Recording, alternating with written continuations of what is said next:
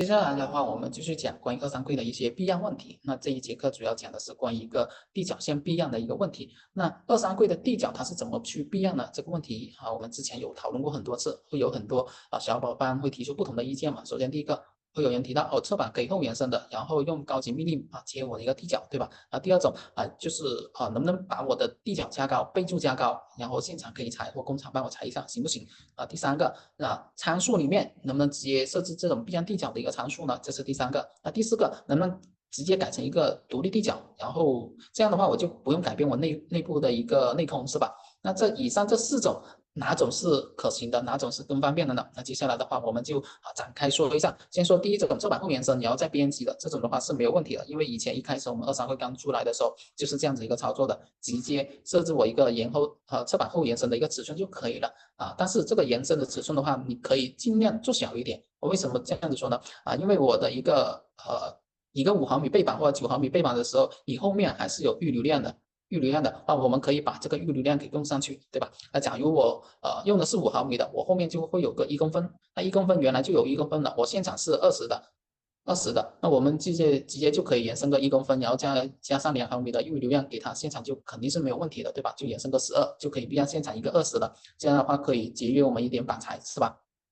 但是这种方法的话，为什么呢？会比较麻烦一点点，不推荐，会影响到我们效率，而且很重大的原因是什么呢？就是我们改柜体的一个尺寸的时候，它又变回来了，又要重新搞，会比较麻烦，所以不推荐第一种，那第二种备注加高，那针对备注加高这一个的话，工厂是可以接受我们备注加高的，最低尺寸是60或60以上的地脚都可以做是可以允许我们做的，但是它是有要求的。为什么这样子说呢？先看这种备注比较常见的直接备注说地脚高度改成150，总高不变，是吧？这个理论上是没有问题，但实际上会有很多问题，会有很多退回的情况例如什么，你的内部的结构它要怎么去变化，是吧？你是下面改高改小，还是上面改小，还是你抽屉要改小，还是上面的一个换衣区改小？其实这些的话都需要我们设计师去确认的所以这种经常会被退回所以它现在默认是什么呢？默认需要我们设计师提前先减少我的一个柜体的一个高度，例如我要先把我的柜身高度调小一个90，然后再改好我内部结构，然后再备注我的地脚高度加高多少，然后总高为多少就可以了。这样的话，后端一个工厂这边，它直接帮我延伸一个侧板的一个尺寸跟前面的前挡条的一个尺寸就可以了，跟我们内部结构没有半毛钱关系，是吧？这样的话就不会造成这样子补单的一个情况会发生。第二个问题的话就是我的地脚加高了，就能不能现场是可以去避让的呢？大家可以看一下这个地脚的一个截面图。截面图刚刚也有提到，当我是5毫米背板的时候，后面是有个1公分的，对吧？对应的一个高度的话，它是一个6公分高的一个踢脚线。当我的柜子加高了地脚加高了，加成10公分、15公分、20公分，但是我后面这个1公分它是永远是不会变的。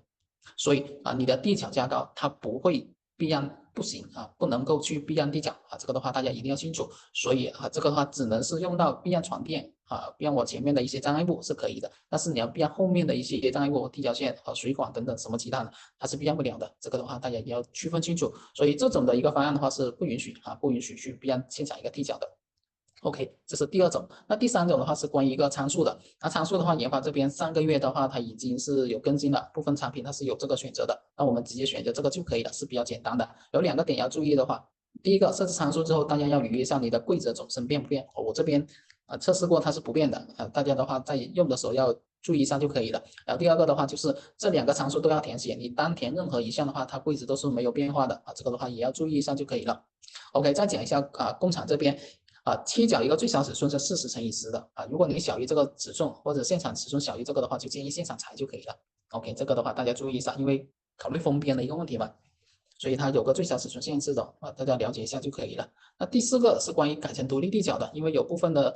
设施需求，我的内空不能变，如果你变了，我的内部的话使用的话小了，它可能满足不了放一些衣服等等一些障碍其他的一些需求，对吧？所以我们会有这种结构可以做这种结构，直接把它调为0地脚调为0，然后在我的一个线条这里直接加我一个条线就可以了这种也是可以的。但是这种的话怎么说呢？它目前软件只能生成100高的只能生成100高的二三柜这里开放只能做100高或120高的一个独立地台盒，它里面还是有地台盒子的，它不是没有地台盒，它是有地台盒的。OK，